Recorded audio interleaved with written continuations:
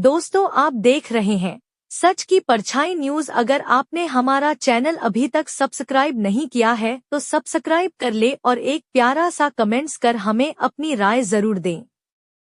बिजनौर के नवागत एसपी ने पत्रकारों के साथ प्रेस कॉन्फ्रेंस कर जिले के क्राइम के मुद्दों पर की बातचीत। एसपी अभिषेक झा ने पीड़ितों की तत्काल इंसाफ मिले इस पर काम करने की बात कही है।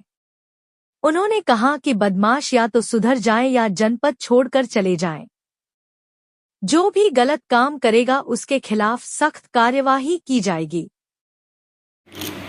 हाँ, इस चीज में in principle I believe that ये मैंने पहले भी फॉलो किया था, यहाँ पर भी यही फॉलो करूँगा कि एटलीस्ट अगर ब्रीफिंग होनी है तो वो गस्टेड ऑफिसर के रैंक से अगर वैसा रहे और आप पता कर सकते हैं। मैं I will respond on phone अगर कोई ऐसा इशू रहता है। एट टाइम्स अगर फोन पिक नहीं भी होता है तो मैं कॉल बैक ड्यूटी करके पूछ लेता हूँ क्या मैटर है, और अगर कोई इंपॉर्टेंट मैटर है तो CO will brief file instruct, तो कोई इशू नहीं। हो सकता है उस चीज़ को फ्लो में आने में थोड़ा सा टाइम लग जाए, बिकॉज अभी कुछ त्यौहार भी है तो उसके लिए जो है अलग मुझे पहले उस चीज़ पर फोकस करना है। तो may be in the next 15-20 days मैं कोशिश करूँगा कि इसको मैं स्ट्रीमलाइन करूँ। तो उस बीच में जो ग्लिचेस रहेंगे प्लीज डोंट माइंड, अगर कोई भी इशू रहता है तो आप इमीडिएटली मुझे कॉल करके बता दें, आई विल एंटरटेन, कोई इशू नहीं।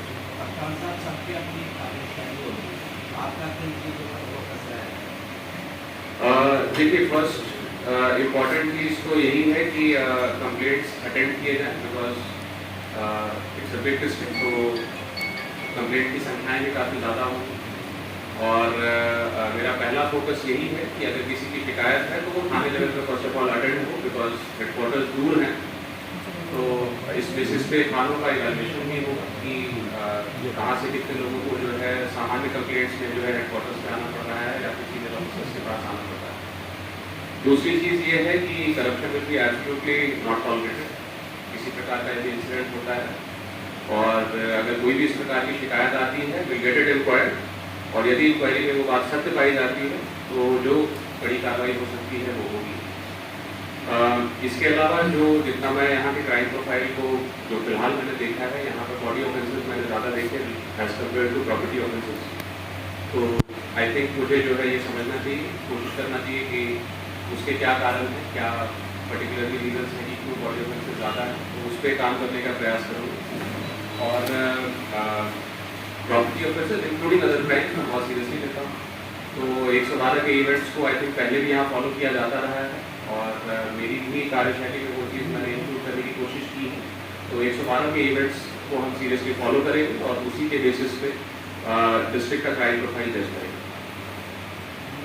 कप्तान साहब, जब फरियाद कप्तान यहाँ रह गए हैं, उन्होंने थाने पे आदेश जारी किया था कि अगर किसी थाने के ज़्यादा फरियादी मेरे पास आए तो इसका मतलब वो थानेदार सुन नहीं रहा, तो उसके खिलाफ कार्रवाई होनी चाहिए। तो इस तरह का व्यवस्था होनी चाहिए। बढ़ापुर भी 60 किलोमीटर है, इस तरह के थाने कई सारे हैं जो बेचारे लोग गरीब लोग आते हैं सुबह से शाम तक, तो इस पर भी कुछ फोकस होना चाहिए।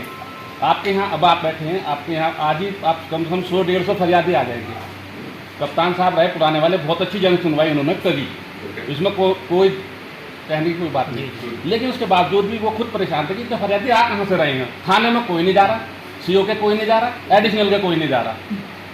देखिए इसके दोनों एस्पेक्ट्स हैं, ये मतलब ये सिर्फ इस डिस्ट्रिक्ट की बात नहीं है, इसके दोनों एस्पेक्ट्स हैं। कई ऐसे केसेस में ये भी होता है, आदमी को अगर लगता है नेचुरली एसपी जो है वो डिस्ट्रिक्ट हेड होता है, तो उसको लगता है कि मुझे इमीडिएट रिलीफ अगर मुझे सीधे वहाँ से मिल जाएगी तो नो मैटर वॉट वो आएगा, तो कहीं ना कहीं मुझे वो डिस्टिंग्विश भी करना है। तो दोनों चीज़ें, अगर मान लीजिए कंसिस्टेंटली किसी थाने पर जन सुनवाई नहीं हो रही है तो नेचुरली वहाँ पर वो पनिशमेंट के थानेदार हो, बट इसमें आई थिंक एक केयरफुल बैलेंस भी जरूरी है। कई ऐसे व्यक्ति भी होते हैं जो अगर सीनियर मोस्ट ऑफिसर एक्सेसिबल है तो वो कोशिश करते हैं कि मैं सीधे जहाँ की वहाँ पर अपनी बात बता दूँ, तो वो भी उनका अधिकार है, मैं उसको छीन नहीं सकता कि आप जब थाने जाइए मेरे बात बताएं। तो आई थिंक उसमें मैं बैलेंस रखने की कोशिश करूँगा, और यदि कोई लापरवाही होती है तो फिर मैं ठीक है।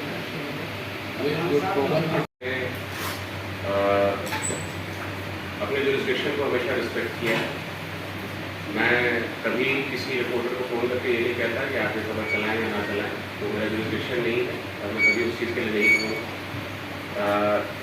मैं बस एक एक्सपेक्टेशन रखता हूँ कि अगर कोई सेंसिटिव न्यूज़ है तो आप एक बार if possible please confirm, get our version, so that हमारा वर्जन भी उसमें रिप्रेजेंट हो जाए। That is the only thing I expect. और आई एम श्योर कि मैंने 2 साल शामली भी बगल में ही है, तो मैंने कभी देखा नहीं कि कोई रिस्पॉन्सिबल न्यूज़ या इस तरह की कोई चीज़ मैंने देखी नहीं, तो मैं उसका कोई कमेंट भी नहीं करूँगा। और आपको अगर कुछ प्रश्न करना हो तो जरूर। संजय